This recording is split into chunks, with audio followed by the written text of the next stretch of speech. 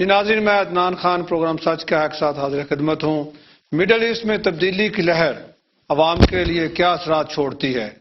क्या अवाम को अच्छे मौके मिलेंगे या महज हुकूमती तब्दीली होगी और मौजूदा हुक्मरानों के बजाय नए हुक्मरान इंपीरियलिज्म को इसी तनख्वाह पे या नई तनख्वाह पे सर्व करेंगे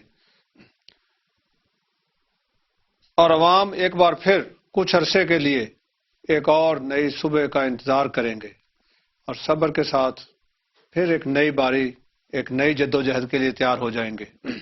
लीबिया इस वक्त फोकस में है।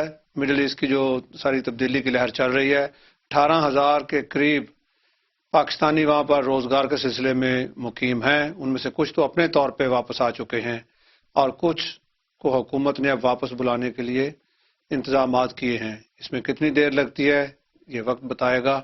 आज जो हम बात करेंगे वो इसी सूरत हाल पे बात करेंगे। मैं आपको अपने मेहमानों से मिलवा दूं। कुलसूम बुखारी हैं हमारी आज की मेहमान। हमारी दूसरी मेहमान आज ट्रैफिक में स्टक हैं, शायद थोड़ी देर में आ जाएं। कुलसूम बुखारी ने एक बुक लिखी हुई है, When Slaves Become the Masters. Welcome to the show. आपकी बुक मैंने थोड़ी सी देखी है। ये एक बड़ी रेफरेंस बुक है। इसमें काफी आपने हिस्ट्री को डिस्कस किया है। आज हम इसको तो डिस्कस नहीं कर रहे, इस पे फिर कभी आपको ज़हमत देंगे। आप तशरीफ लाइए। ये बताइए कि how you see this change in the middle east. क्या इंपीरियलिज्म की खात्मा हो रहा है या इंपीरियलिज्म अपने जो जैसे आपने स्लेव्स लिखे, मैं इनको एम्प्लॉयज कह देता हूँ, वो चेंज कर रहा है? मैं इंग्लिश में बात करूंगी। जी जी करें। मेरे लिए आसानी होगी। Actually, it's too soon to tell whether what's happening is a good thing for democracy and for the people of that region and the world.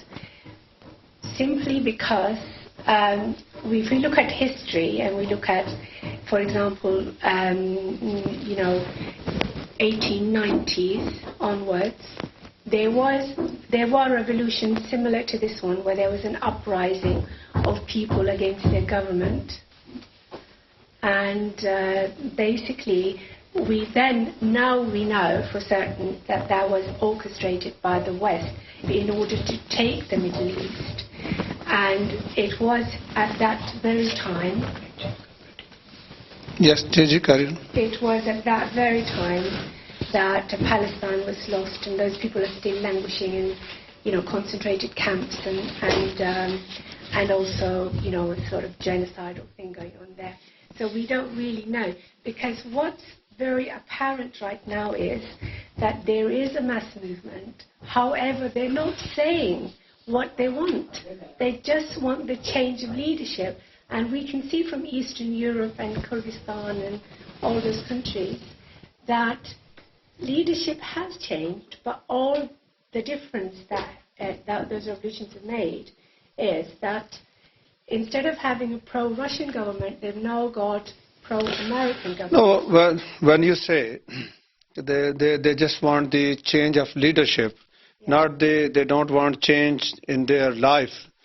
So what reason they just want the change in the leadership? Why not in their life? When their life is not very flourishing, very much you can say that, oh, they are happy people, they are keep enjoying everything. So what is the reason why they don't want the change of life just to change the leadership? I'm not saying they don't want a change of life. Mm-hmm. All I'm saying is that all serious revolutions that we can study prior to these and the Eastern European revolutions, what we find is that they have specific problems and they have specific solutions which they really want to bring about. For example, when you had the black movement, civil rights movement with Martin Luther King, Malcolm X, those people, there was racism and abuse of people of African descent, and they couldn't stand that anymore, and they rose up and they changed their position, and now we have a black man in White House, whereas only 40 years ago, about the time when Gaddafi got in, They were not allowed to come into, for example, a restaurant, have a drink from the same fountain as other people, you know. They can't sit even say in same train compartment. Yes, exactly. They were absolutely humiliated. There was zulm, you know, they're suffering massive zulm. And they took to the streets and they changed their own position. So there was a problem and they wanted a solution. They said, we are equal, we are great, black people are beautiful, black people are intelligent, and they've been recognized as such, you see. But we've not had, these people are not saying we want this or we want that. You know, what they're saying is we want a change of leadership. Well, what does that even mean? I mean, if you have a new leader, dictator, he might do, nothing might change. And people are not aggrieved randomly in abstract kind of form. So we don't know. You see, look, if you look at Lawrence of Arabia, you know, we've seen the film, right? Now, what happened there is Wahhabis, you know, people, the not so bright people with some grievances, they were approached by, Britain and France, and they were provided with guns and expertise and all sorts of things. No, Wahhab was not provided with the guns. No, forget Wahhab. There were three people. No, that's a different thing you're talking about. I'm talking about the uprising against the Ottoman Empire, right? What happened was, Lawrence of Arabia, a spy working in the British Army, not a Muslim at all, dressed up as a Muslim, spoke very good Arabic, knew the religion very, very well, and he approached people to overthrow the Ottomans, right, and have a real Islamic state, you know, true Islamic state. And they thought they were the ones to bring that about.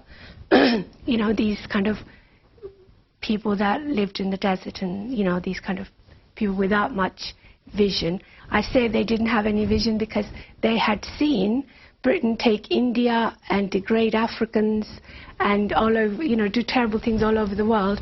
And they thought, I know what we'll do. We'll take help from Britain, and then Britain will allow us to bring about a wonderful, you know, system in the Middle East. So they, you know, which is a folly, isn't it? We can see that now. So they had this revolution which they thought would better their lives, but really that was orchestrated from abroad, from another foreign power, right?